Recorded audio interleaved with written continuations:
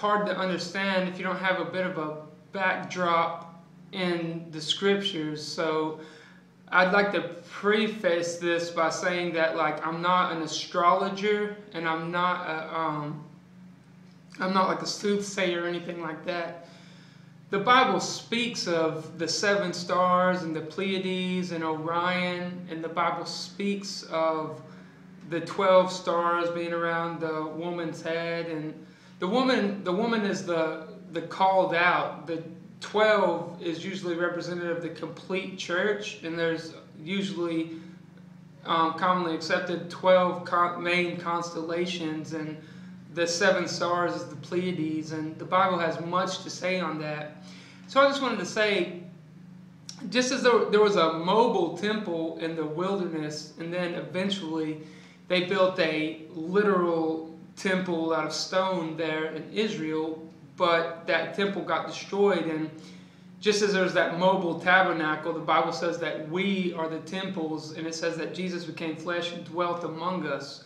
So my point to all this is that they used to build temples in accordance with astronomical observances. So they might build the pyramids of Giza, or those 3 pyramids right there. They might build them according to the Milky Way and according to the 3 stars in Orion's belt. And I don't really know if that's necessarily true, but even just the way that the sun rises along it and the way that it faced true north.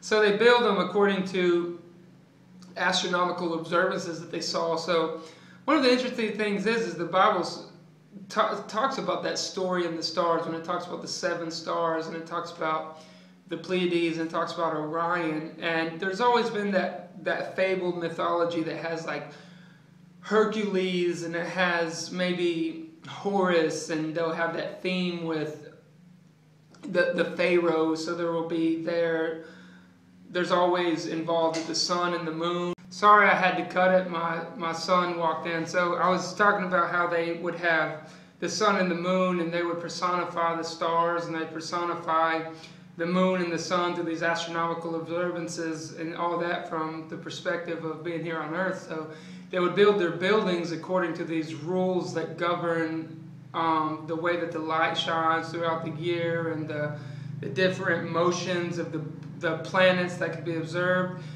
and the different motions of the stars, and the precession, and the way that the sun is moving around, and the way that the earth is moving around. And so what that does to us is, like, if you're ever looking on a starry night and you're wondering, like, how do I fit into all this, you know, and you see all the stars out there.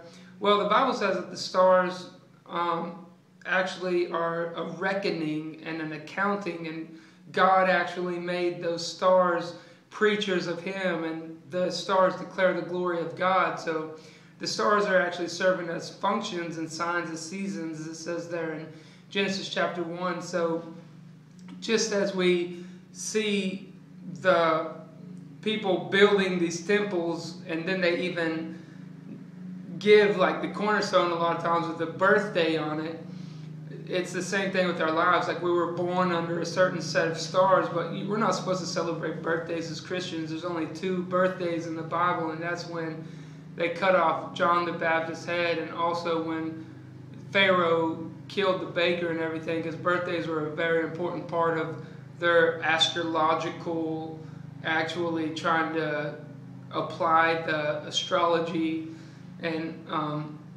which is actually evil and soothsaying and trying to predict the future and that whole realm of things. But God has an exact plan, and He gave an exact purpose to the stars, and that purpose we can see in our lives as believers. So I hope that this helps, and I hope that y'all find this information interesting, and thanks for watching.